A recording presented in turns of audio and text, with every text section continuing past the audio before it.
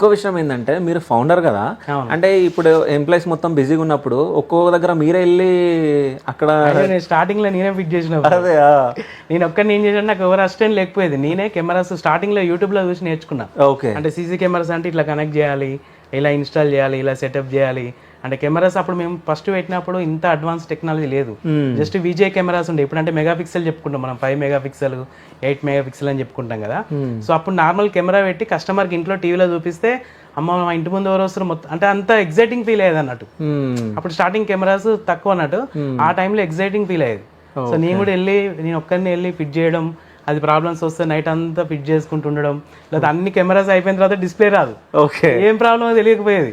So కస్టమర్కి ఏంటి, complete చేస్తేనే డబ్బులు ఇస్తారు, మనం కంప్లీట్గా అన్ని డబ్బులు తీసుకుని పోరాదు కదా.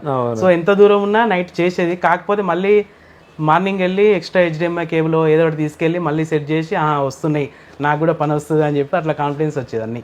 ఓకే, ఆ విధంగా కెమెరాస్ చేసిన. నేను కూడా స్టార్టింగ్లో చాలా కెమెరాస్ ఇన్స్టాలేషన్ చేసిన. అయితే ఇప్పుడు కస్టమర్స్ వస్తూ ఉంటారు కదా, చాలా మందికి తెలియదు అంటే ఏ కెమెరా ఎక్కడ యూజ్ చేయాలి ఏంది అనేది. సో వాళ్ళందరికీ మీరు ఎక్స్ప్లెయిన్ చేస్తూ ఉంటారు? చేస్తూ ఉంటా. ఇప్పుడు ఎలా అంటే బ్రో, ఒకటే కెమెరా కావాలి, ఎక్కువ బడ్జెట్ లేదు, ఇంట్లో వైఫై ఉంది, పవర్ ఉంది అనుకోండి, ఒక కెమెరా పెట్టుకుంటే ఇంటి ముందుకు ఎవరు వస్తున్నారు ఎవరు వెళ్తారో కూడా చూడొచ్చు. ఎగ్జాంపుల్ అమెజాన్ ఏదైనా కొరియర్ వచ్చింది, మీరు ఆఫీస్ లో ఉంటారు, ఎవరు వచ్చారు అనేది మనకు మొబైల్ నోటిఫికేషన్ వస్తూ ఉంటుంది, ఫోటో తీసి.